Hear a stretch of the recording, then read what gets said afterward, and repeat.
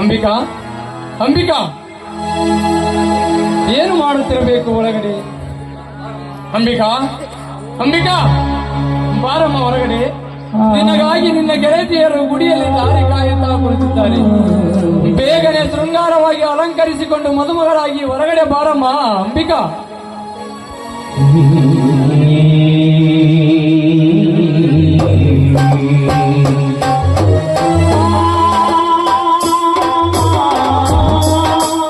ಈ ಹುಚ್ಚು ಹುಡುಗಿ ಎಷ್ಟೊಂದು ಅಲಂಕರಿಸಿಕೊಳ್ಳುತ್ತಿರಬಹುದು. ಅಂಬಿಕಾ, ಅಂಬಿಕಾ,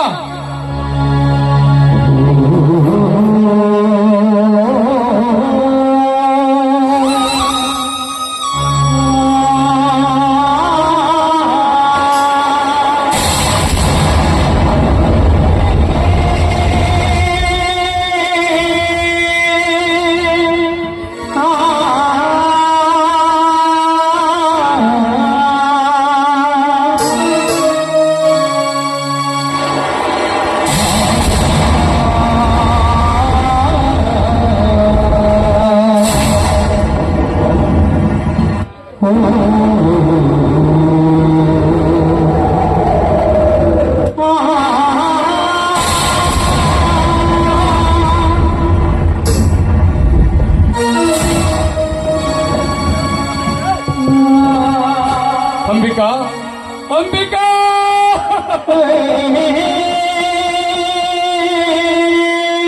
ನೀನು ಆತ್ಮಹತ್ಯೆ ಮಾಡಿಕೊಳ್ಳುವ ಗಂಡಾಂತರವಾದರೂ ಏನು ಬಂದಿತ್ತಮ್ಮ?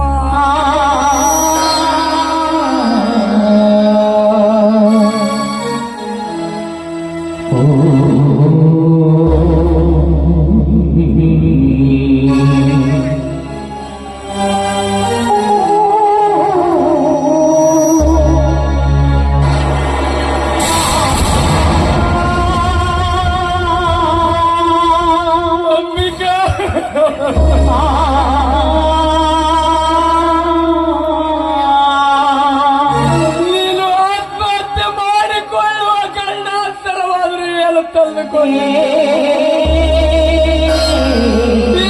ಅಂಬಿಕಾ,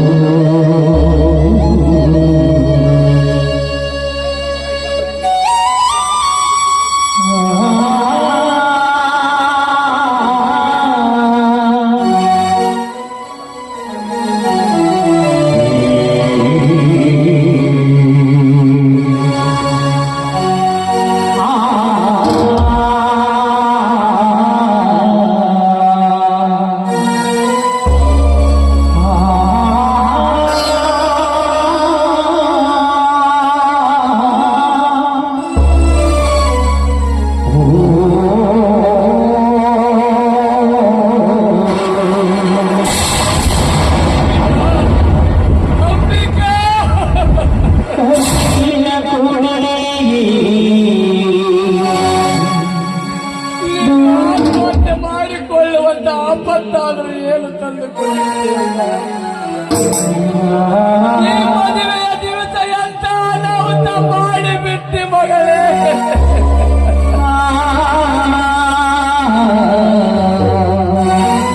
ಮದುವೆಗೆ ಬಂದ ಜನರಿಗೆ ನಾನು ಏನೆಂದು ಉತ್ತರ ಕೊಡಬೇಕಮ್ಮ?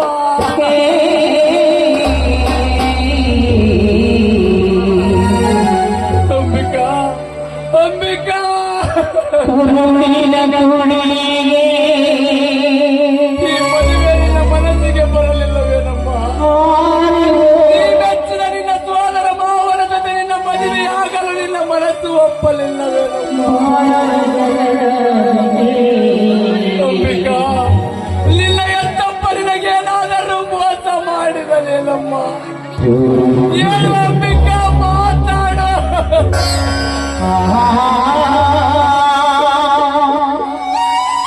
ಇಲ್ಲ ಇಲ್ಲ, ಹಾಗಾದರೆ ಆತ್ಮಹತ್ಯೆ ಮಾಡಿಕೊಳ್ಳಲು ನಿನ್ನ ಮನಸ್ಸಾದರೆ? ಅಂಬಿಕಾ, ನಿನ್ನೆ ರಾತ್ರಿ ಮಲಗುವಾಗ ಮಧ್ಯರಾತ್ರಿಯವರೆಗೂ ಹೇಳಿದ್ದಲ್ಲಮ್ಮ, ನಾಳೆ ಬೆಳಕಾದರೆ ಮದುಮಗಳಾಗಿ ಮದುವೆಯ ಮಂಟಪದಲ್ಲಿ ಕೂಡುತ್ತೇವೆ. ಅಂಬಿಕಾ,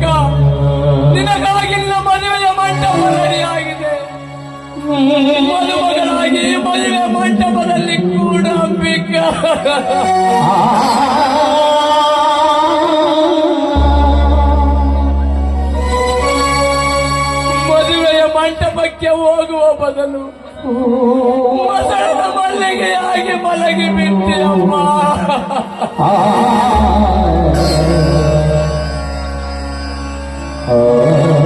ನಗು ದೈವ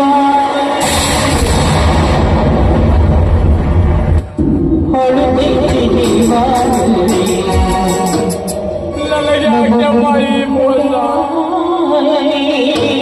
ನಿನ್ನ ತಾಯಿಯು ಸತ್ತಾಗ ನೀನು ಇನ್ನು ಹಾಲು ಕುಡಿಯುವ ಸುಗು. ನಿನ್ನನ್ನು ಅಂಗೈಯೊಳಗಿನ ಲಿಂಗವನ್ನಾಗಿ ಜೋಪಾನ ಮಾಡಿಕೊಂಡೆ. ಆದರೆ ನೀನು ಕೊನೆಗೆ ಸಿಕ್ಕಿದ್ದು ಎಳವಾಗಿ.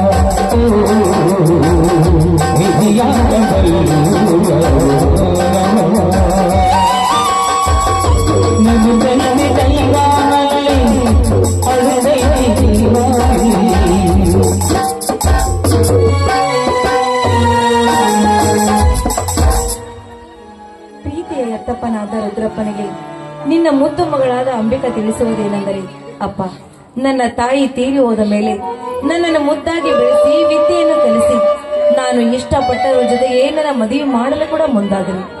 ಈ ನಿಮ್ಮ ಉಪಕಾರವನ್ನು ನಾನು ಯಾವ ಕಾಲಕ್ಕೂ ಮರೆಯುವುದಿಲ್ಲ ಅಪ್ಪಾಜಿ, ಯಾವ ಕಾಲಕ್ಕೂ ಮರೆಯುವುದಿಲ್ಲ. ಮದುವೆಯ ಮೊದಲ ದಿವಸ ನಮ್ಮ ಜೀವನದಲ್ಲಿ ಏನು ನಡೆಯಬಾರದಾಗಿತ್ತು ಏನ್ ನಡೆದು ಹೋಯಿತು. ಮನೆಯಲ್ಲಿ ನೀವು ಯಾರು ಇರಲಿಲ್ಲ. ಯಾರು ಇಲ್ಲದ ಸಮಯದಲ್ಲಿ ಈ ಊರಿನ ನ್ಯಾಯಾಧೀಶ ಎನಿಸಿಕೊಂಡಿರುವ ಧನರಾಜ ಮಗ ಮಹಾಂತೇಶ ನಮ್ಮ ಮನೆಗೆ ಬಂದು ನನ್ನ ಶೀಲವನ್ನು ಹಾಳು ಮಾಡಿ ಹೋದನಪ್ಪ ಪಾಪಿ. ಅಪ್ಪ, ಪವಿತ್ರವಾದ ಈ ದೇಹವನ್ನು ಮತ್ತೊಬ್ಬರಿಗೆ ಅರ್ಪಿಸುವುದು ಮಹಾಪಾಪವೆನಿಸಿತು. ಅದಕ್ಕೆ ಇಂದು ಬೆಳಗ್ಗೆ ಆತ್ಮಹತ್ಯೆ ಮಾಡಿಕೊಂಡೆ. ಇದು ತಪ್ಪು ಅಂತ ನೀವು ಭಾವಿಸಿದ್ರಿ, ದಯವಿಟ್ಟು ನನ್ನನ್ನು ಕ್ಷಮಿಸಿ.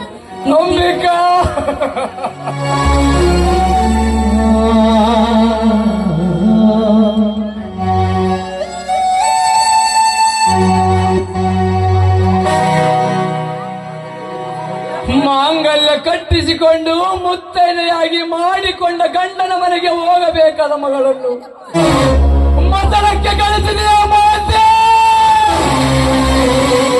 ಇಂದು ನೀನು ಬದುಕಿರಬಾರದು. ನಿನ್ನ ಮರಣ ನನ್ನ ಕೈಯಲ್ಲಿ.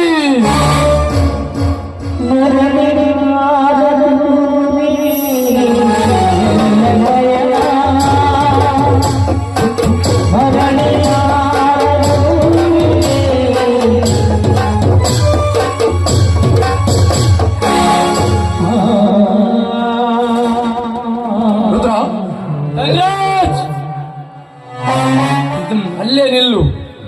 ಮುಂದೆ ಒಂದೇ ಹೆಜ್ಜೆ ಇಟ್ಟಿದ್ದಾದರೆ ನನ್ನ ಆಗಿದೆ ನಿನಗೆ. ದಯವಿಟ್ಟು ಮುಂದೆ ಬರಬೇಡಿ. ಮದುವೆಗೆ ಬರುವ ಮಾನವರಲ್ಲ ನೀವು. ಮಾನವರನ್ನು ತಿಂದು ಹಾಕುವ ಮುಖ.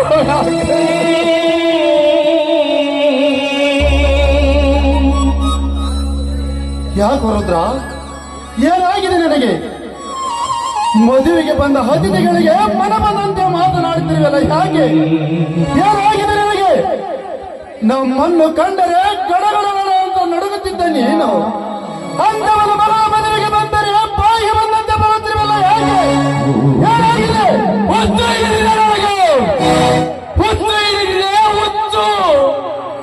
ಈ ಎತ್ತರ ಏಳುವವರ ಮನೆಯಲ್ಲಿ ಹುಚ್ಚಲಾಗಿ ದುಡಿದರಲ್ಲ, ಅವರ ಕೆತ್ತು ತಾಳವಾರದೆ ಹುಚ್ಚಲಾಗಿದ್ದೆ.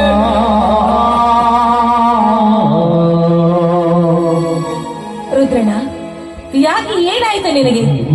ನಮ್ಮನ್ನು ಕಂಡ್ರೆ ಗೌರವದಿಂದ ಮಾತಾಡಬೇಕಾದವನು ನೀನು ಇಂದು ನಮಗೆ ಏಕವಚನದಲ್ಲಿ ಮಾತಾಡ್ತಿದೆಯಲ್ಲ, ಏನಾಗಿದೆಯೋ? ಅಯ್ಯೋ, ಅದು ಅಲ್ಲದೆ ಇವತ್ತು ನಿನ್ನ ಮಗಳ ಮದುವೆ ಅಲ್ವೇನು? ನೋಡು, ಅವಳಿಗೋಸ್ಕರ ಹೊಸ ಸೀರೆ ಎಲ್ಲ ತಿಳ್ಕೊಂಡ್ ಬಂದಿದೀವಿ. ಇವತ್ತು ನಿನ್ನ ಮಗಳ ಮದುವೆ ಅಲ್ವೇನು? ಇಲ್ಲೆಲ್ಲಿ ತಾಯಿ ಮದುವೆ?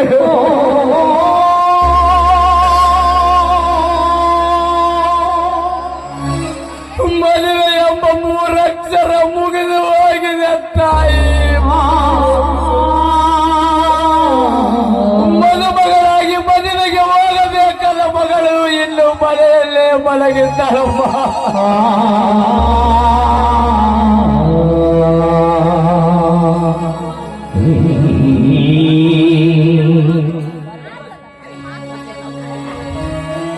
ರುದ್ರ, ನೀನು ಹೇಳುವ ಮಾತು ಮದುಮಗಳಾಗಿ ನನ್ನ ಮಗಳು ನಿನ್ನ ನಿನ್ನ ಮಗಳು ಏನಾಯ್ತು ರುದ್ರ? ದಣಿ,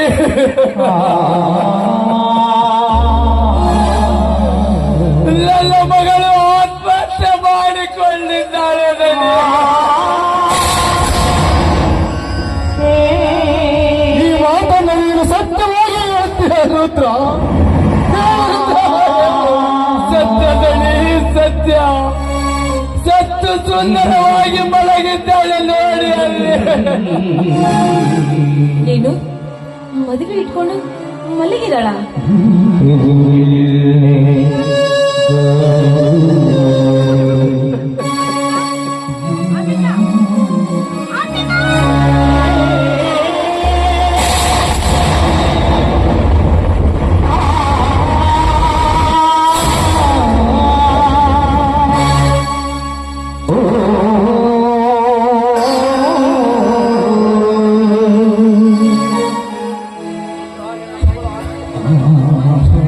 ರುದ್ರ, ನಿನ್ನ ಮಗಳ ಆತ್ಮಹತ್ಯೆ ಮಾಡಿಕೊಳ್ಳುವ ಆಪತ್ತು ಏನಾಗಿತ್ತು?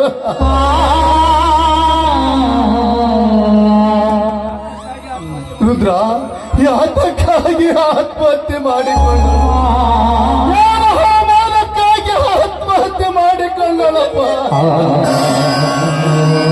ಆಪತ್ತು, ಅವಮಾನ, ಅಪಮಾನ ಎಂದು ತಂದುಕೊಂಡವಳಲ್ಲ ನನ್ನ ಮಗಳು. ಅವಮಾನಗೊಳಿಸಿ ಆಪತ್ತು ತಂದು ಅಪಮಾನ ಕೀಡು ಮಾಡಿ ಅತ್ಯಾಚಾರ ಮಾಡಿ ಹೋದನಲ್ಲ. ಯಾರವರು? ಅವ್ರು ಯಾರು ಅಂತ ಹೇಳಿದ್ರ? ಯಾರವರ ಚಾಂಡಾಲ? ನನ್ನ ಮಗಳಿಗೆ ಕಾರಣಕರ್ತನ ಕುಲಪಾತಕ ಯಾರು? ಆ ಕುಲಪಾತಕ, ಆ ಕುಲಪಾತಕ ಬೇರೆ ಯಾರು ಅಲ್ಲ, ನಿನ್ನ ಉದರದಲ್ಲಿ ಜನಿಸಿದ ನಿನ್ನ ಮಗ ಮಾಂತೇಶ.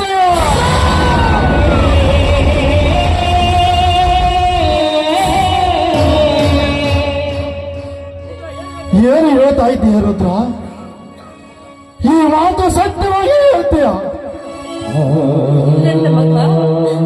ನನ್ನ ಮಗ ಮಾಂತೇಶ ಎಂತ ಕೃತ್ಯಗೈದಾನೆ?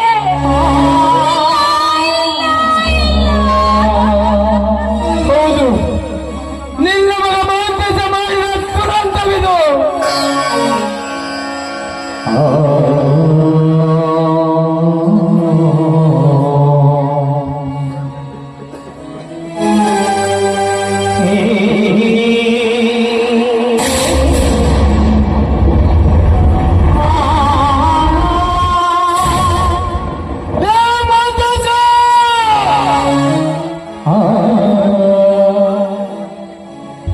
ಮಾಂತೇಶ ಮಠದಲ್ಲಿ ಸಾಕಿದ ಗಿಳಿ ಎಂದು ನಾನು ತಿಳಿದಿದ್ದೆ.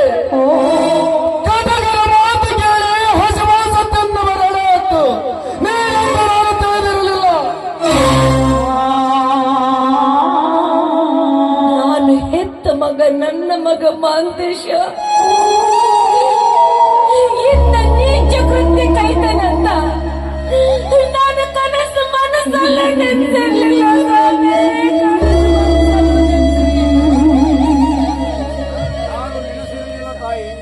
ಯಾರು ನೆನೆಸಿರಲಿಲ್ಲ ತಾಯಿ ಈ ಸನ್ನಿವೇಶವನ್ನ. ಕನಸನ್ನು ನನಸು ಮಾಡಿಕೊಂಡು ಹೋದವನು ಇಲ್ಲಿಲ್ಲ. ಈಗ ಉಳಿದಿರುವರು ನಾವು 3 ಜನ. ನೋಡಿ, ಇಂತಹ ಸಂತೋಷದ ಸಮಯ ಸನ್ನಿವೇಶ ನಿಮಗೆ ಮತ್ತೆಂದಿಗೂ ಸಿಗಲಾರದು. ಈ ಸಂತೋಷದ ಸಮಯವನ್ನು ನೋಡಿ ನಿಮ್ಮ ಮನ ಸಂತೋಷ ಪಡಿಸಿಕೊಳ್ಳಿ. ಬಡವನ ಮನೆ ಹಾಳಾದರೆ ಭತ್ತ ಬೆಳೆಯುವ ಮನೆಗೆ ಕೊಪ್ಪು ಬರುವುದು ಎನ್ನುವ ಮಾತು ಸುಳ್ಳಾಗಿರಲಿಲ್ಲ. ಧನರಾಜರೇ, ನಾನು ಏಕವಚನದಲ್ಲಿ ಮಾತನಾಡಿದರೆ ನಿನ್ನ ಮನಸ್ಸಿಗೆ ಅಪಮಾನವಾಗಬಹುದು ಅಲ್ಲವೇ? ಏಕೆಂದರೆ ಮಾನವಂತರ ಮನೆತನದ ಮುತ್ತುಗಳು ನೀವು, ನವರತ್ನಗಳು ನೀವು. ಮದುವೆಯಾಗಿ 3 ವರ್ಷಗಳಾದರೂ ನಿಮ್ಮ ಹೊಟ್ಟೆಯಲ್ಲಿ ಒಂದು ಮಗು ಹುಟ್ಟಲಿಲ್ಲ. ನಿಮ್ಮ ಹೊಟ್ಟೆಯಲ್ಲಿ ಒಂದು ಮಗು ಹುಟ್ಟಿದರೆ ಈ ಊರಲ್ಲಿರುವ ಎಲ್ಲಾ ದೇವರಿಗೂ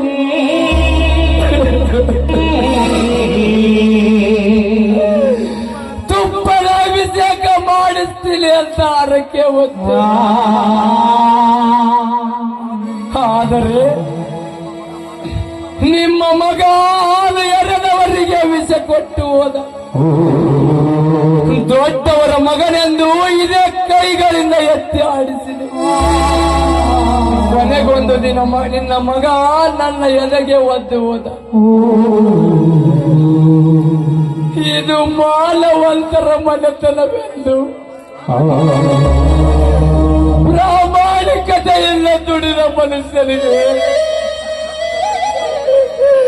ತಕ್ಕ ಪ್ರತಿಫಲವನ್ನೇ ನೀಡಿದಿರುತ್ತಲ್ರ.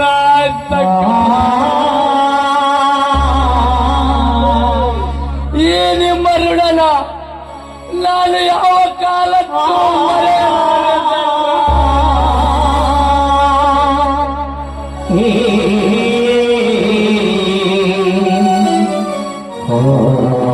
ನಿಮ್ಮ ಋಣನ ಯಾವ ಕಾಲಕ್ಕೂ ಮರೆಯಲಾಗಲ್ಲ.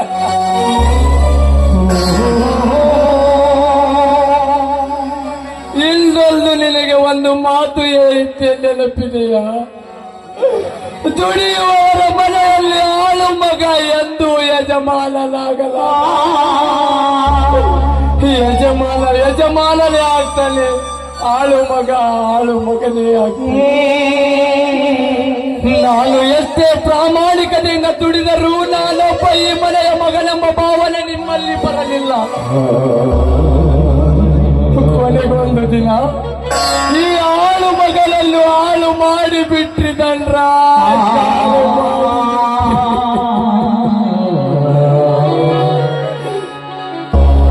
ನಿಮ್ಮಂತವರಿಗೆ ನಾನೇನೆಂದು ಕರೆಯಬೇಕು ಧನರಾಜ್? ನಂಬಿದವರ ಕುತ್ತಿಗೆಯನ್ನು ಕತ್ತರಿಸುವ ಮಹತ್ತಾಯಿಗಂಡ್ರು ಎಂದು ಕರೆಯಬೇಕು.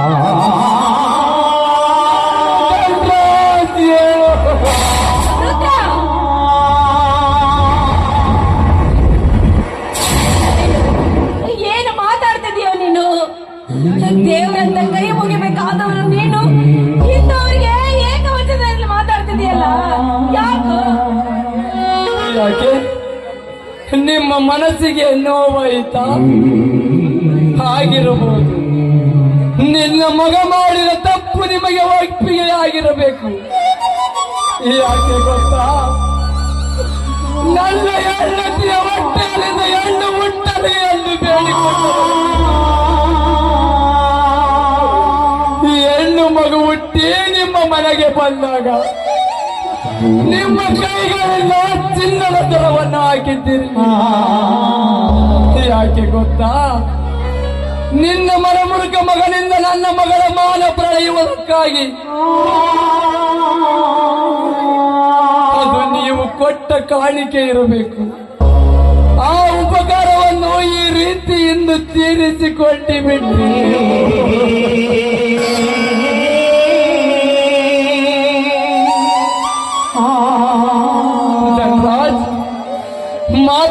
ಧನರಾಜ್ ಮಾತನಾಡಿ.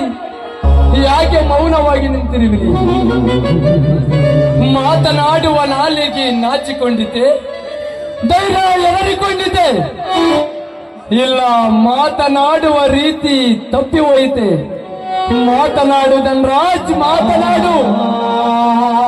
ಸುತ್ತು 40 ಹಳ್ಳಿಗೆ ನ್ಯಾಯ ಹೇಳುವ ನ್ಯಾಯವಂತರು ನೀವು, ನೀತಿವಂತರು ನೀವು, ಮಾನವಂತರು ನೀವು. ಆದರೆ ಮಾನವಂತರ ಮನೆಯ ಅಂಗಳದಲ್ಲಿ ಆ ಒಂದು ಹುಟ್ಟು ಮಾಡಿದ್ದನ್ನು ನೀವು ಅರಿತುಕೊಳ್ಳಲಿಲ್ಲವೇ? 10 ಜನರಿಗೆ ನೀವು ಅಮೃತವನ್ನು ಕುಡಿಸಿದರೆ ನಿಮ್ಮ ಮನೆಯ ಅಂಗಳದಲ್ಲಿರುವ ಹಾವು ವಿಷಪಡಿಸುತ್ತದೆ ಎಂಬುದನ್ನು ಎತ್ತವರಾಗಿ ನೀವು ಅರಿತುಕೊಳ್ಳಲಿಲ್ಲವೇ? 10 ಜನರಿಗೆ ಬಟ್ಟು ಮಾಡಿ ತೋರಿಸುವ ನೀವು ನಿಮ್ಮ ಅನ್ನದ ತಟ್ಟೆಯಲ್ಲಿ ಸತ್ತು ಬಿದ್ದಿರುವ ಹಂದಿಯನ್ನು ಮರೆತಿದ್ದೀರಾ? ಇದು ಮಾನವಂತರ ಮನೆತನದ ಕಥೆ ಅಲ್ಲ, ಅಲ್ಲ, ವ್ಯಥೆ ಇದು, ವ್ಯಥೆ. ರುದ್ರ, ನಿನಗೆ ಕೈ ಮುಗಿದು ಕೇಳ್ಕೊತಾ ಇದ್ದೀನಿ, ದಯವಿಟ್ಟು ಮನನ್ನು ಎಂದ ಮಾತುಗಳನ್ನಾಡಬೇಡ ರುದ್ರ. ಮಹಾದೇವಿ, ದಯವಿಟ್ಟು ಸ್ವಲ್ಪ ಮೌನ ತಾಳೆ ನಿಲ್ಲು. ಮಧ್ಯದಲ್ಲಿ ಮಾತಾಡಬೇಡ. ಮಾತನಾಡ ರುದ್ರ, ಏನು ಬೇಕಾಗಿದೆ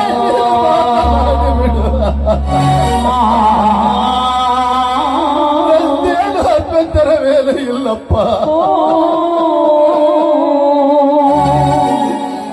ಮನನೊಂದು ಮಾತಾಡುವರ ಮುಂದೆ ನಾವು ಮಾತಾಡುವರೆ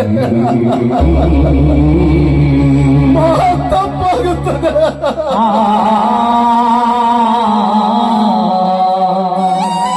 ಮಕ್ಕಳನ್ನು ಕಳೆದುಕೊಂಡವರ ನೋವ ಎತ್ತ ಕರಳಿಗೆ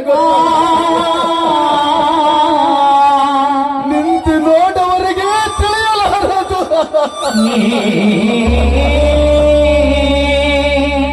ರುದ್ರ, ರುದ್ರ, ಇವತ್ತು ನಿನ್ನ ಮಗಳ ಸತ್ತಿಲ್ಲ ರುದ್ರ. ನನ್ನ ಮಗಳ ಸತ್ತ ರುದ್ರ.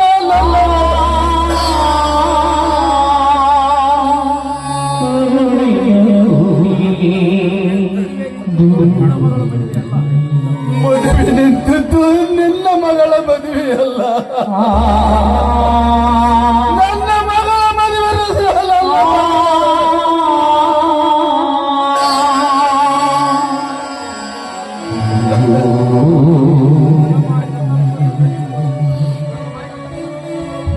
ರುದ್ರ, ಮಗ ಮಾಡಿದ ತಪ್ಪನ್ನು ಮೆಚ್ಚಿಕೊಳ್ಳುವಂತ ಮೂರ್ಖನಲ್ಲ. ಎತ್ತ ಮಗ ಮಾಡಿದ ತಪ್ಪಿಗೆ ಶಿಕ್ಷೆಗೊಳ್ಳಲು ನನಗೆ ಅವಕಾಶ ಬಿಟ್ಟುಕೊಡು.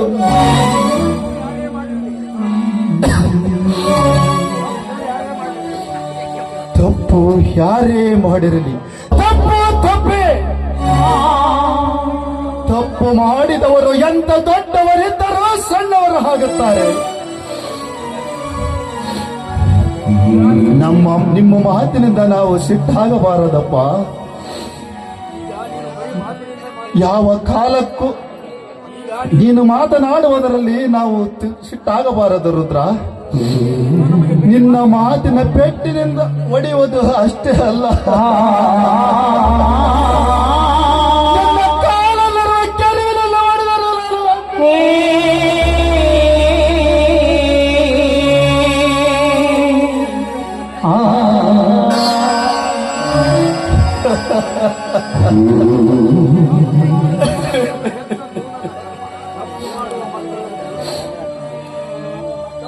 ಎತ್ತ ಮಗಳು ಮಾಡಿದ ತಪ್ಪಲ್ಲ, ತಪ್ಪು ಮಾಡುವ ಮಕ್ಕಳನ್ನು ಎತ್ತೆದ್ದು ಹೊಡೆದವರ ಕರ್ಮ. ಆ ಕರ್ಮವನ್ನು ಕಳೆದುಕೊಳ್ಳಬೇಕಾದದ್ದು ಎತ್ತವರ ಧರ್ಮ.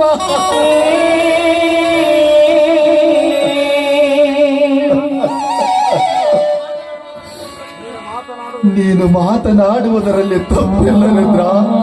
ನಿನ್ನ ಮಾತಿನಿಂದ ನಾವು ಸಿಟ್ಟಾಗಬಾರದು ರುದ್ರ, ಸಿಟ್ಟಾಗಬಾರದು. ನಾನು ಹೇಳುವುದೇ ಇಷ್ಟೇ, ನೀನು ಕಳೆದುಕೊಂಡ ಮಾನ ಮಗಳ ಪ್ರಾಣ ಮತ್ತೆ ಬರಲಾರ.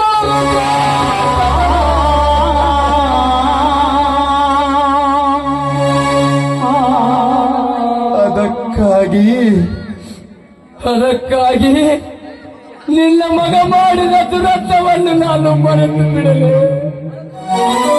ಮರೆತು ಬಿಡು ಅಂತ ಹೇಳಲು ಹುಚ್ಚ ನಾನಲ್ಲ. ಎಚ್ಚರ ತಪ್ಪಿ ಮಗ ಮಾಡಿದ ನನ್ನ ಎತ್ತ ಮಗ ಮಾಡಿದ ತಪ್ಪಿಗೆ ಶಿಕ್ಷೆ ಕೊಡಲು ಅವಕಾಶ ಬಿಟ್ಟು ಅದು ನಿನ್ನ ಕೈಯಿಂದ ಆಗಬಾರದು. 10 ಜನರಿಗೆ ಹೇಳಿದ ನಾನು ನನ್ನ ಎತ್ತ ಮಾಡಿದ ನಾನು ಶಿಕ್ಷೆ ಕೊಡಲು ಹೋಗಲೇ ಆ ಜ್ಞಾನೇಶ್ವರನ ಸಹ ಗೊತ್ತಲಾರ.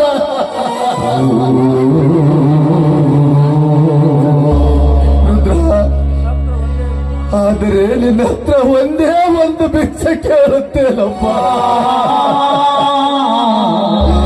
ಅದು ಇಲ್ಲಂತ ನಿನ್ನ ಬಾಯಿಂದ ಬರಬಾರದು.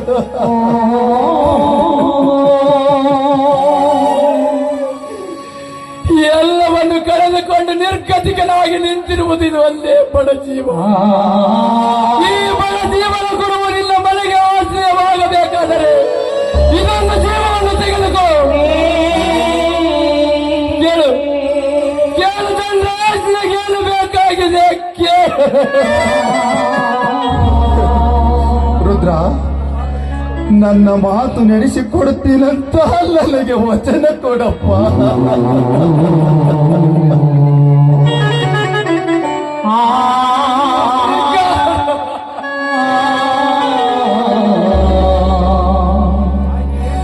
ಆಯ್ತು ನಡಿ, ಏನು ಕೇಳಬೇಕಂತೀರ ಕೇಳಿ.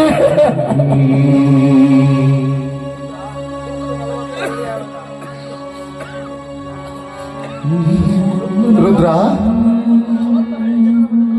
ರುದ್ರ, ಸುತ್ತ 40 ಹಳ್ಳಿಗಳ ಜನರ ಸಮಸ್ಯೆಗಳನ್ನು ಬಗೆಹರಿಸುವ ಇದು ನ್ಯಾಯವಂತರ ಮನೆತನ.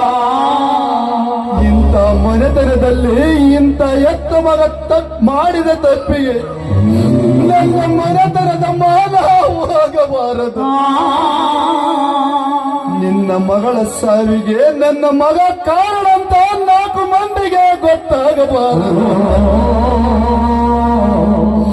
ಇದು ಆತ್ಮಹತ್ಯೆ ಅಲ್ಲ, ಇದು ಆಕಸ್ಮಿಕ ಸಾವು ಎಂದು ಮುಚ್ಚ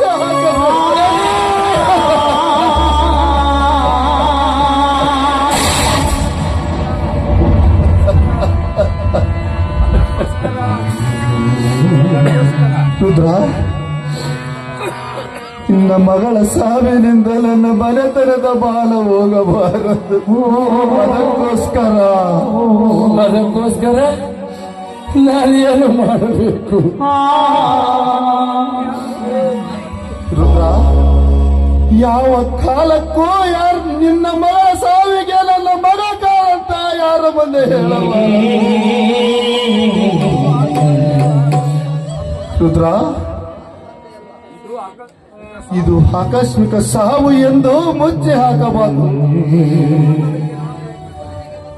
ಮದುವೆಗೆ ಬಂದ ಜನರಿಗೆ ಹೇಳಿ ಕಳಿಸುವ ಜವಾಬ್ದಾರಿ ನಿನ್ನದು.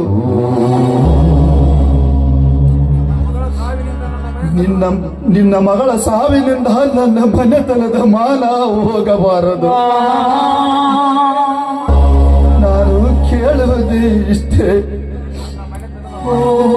ನಿನಗೆ ಕಾಲಿಗೆ ಬಿದ್ದು ಬೇಡಿಕೊಳ್ಳುತ್ತೇನೆ, ನನ್ನ ಮನೆತನದ ಮಾನ ಉಳಿಸಬೇಕು. ಇಷ್ಟಕ್ಕೂ ನಿನಗೆ ಕರುಣೆ ಬರದೆ ಹೋದರೆ ನಿನ್ನ ಕಾಲಡಿದ ಬಿದ್ದರೆ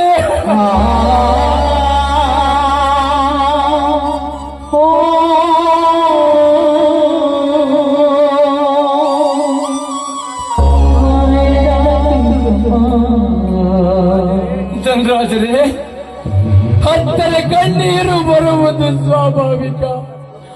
ಆದರೆ ನೀವು ಹೇಳುವ ಮಾತು ಹತ್ತರ ಕಣ್ಣೀರು ಬಾರದಂತೇಳು ಎಂದು ಹೇಳಿದಂತಾಗುತ್ತಿದೆಯಲ್ಲ ನಿಮ್ಮ ಮಾತು.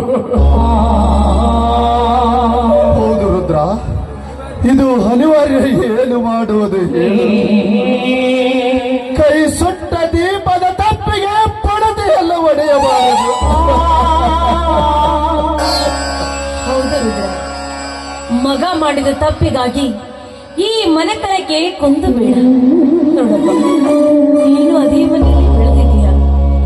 ಇದು ಒಂದು ಭಾರ ಹೊರು ಅಂತ ನಾನು ನಿನಗೆ ಕೈ ಮುಗಿದು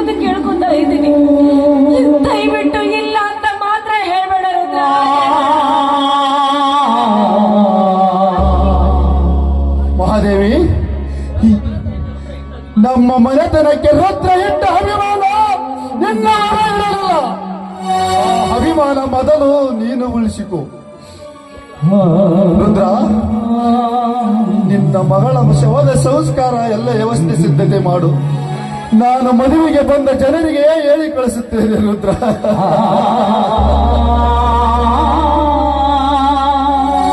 ನಿಲ್ಲ ಧನರಾಜ್, ನಿಮ್ಮ ಮನೆಯ ಅನ್ನ ಉಂಡ ಋಣಕ್ಕಾಗಿ ನಿಮ್ಮ ಮಾತನ್ನು ನಡೆಸಿಕೊಡುತ್ತೇನೆ. ಆದರೆ ನಿನ್ನ ಮಗ ಮಾಡಿದ ತಪ್ಪಿಗೆ ನೀನು ಶಿಕ್ಷೆ ಕೊಡದೆ ಹೋದರೆ ನಾನು ಮಾನವಂತರ ಮನದರದಲ್ಲಿ ಹುಟ್ಟಿದವನು. ನನ್ನ ಮೈಯಲ್ಲಿ ಹರಿಯುತ್ತಿರುವುದು ಮಾನವಂತರ ಮನದರದ ರಕ್ತ. ಈ ಇತಿಹಾಸದಲ್ಲಿ ಪುಟ ಪುಟದಲ್ಲಿ ಬರೆದಿಡಬೇಕು.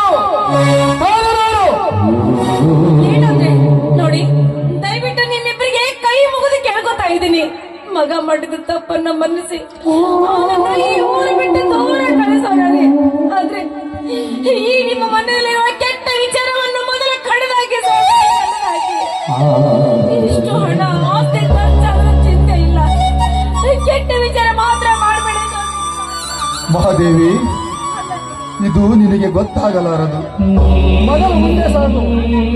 ಇದು ಗೊತ್ತಾಗಲಾರದು ಮಹಾದೇವಿ, ಮೊದಲು ಮುಂದೆ ಸಾಗು.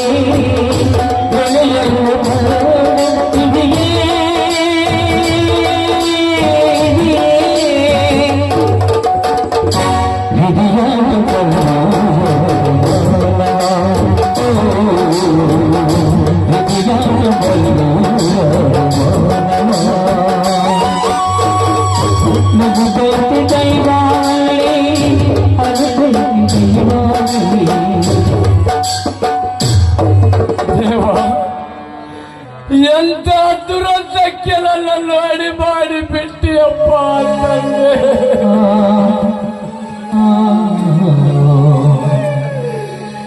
ಎತ್ತ ಕರುಳನ್ನು ಕತ್ತರಿಸಿಕೊಂಡರೂ ತುತ್ತು ಇಟ್ಟವರ ಋಣಕ್ಕೆ ಬಂಧಿಸಿ ಬಿಟ್ಟಿಯ ಅಂತಂದೆ.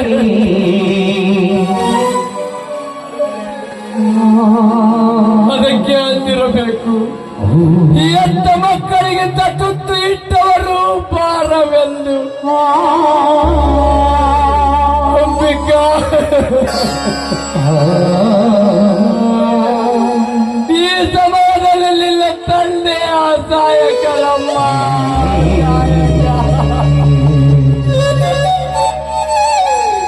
ನನ್ನನ್ನು ಕ್ಷಮಿಸಿ ಬಿಡುತ್ತಾಯಿ.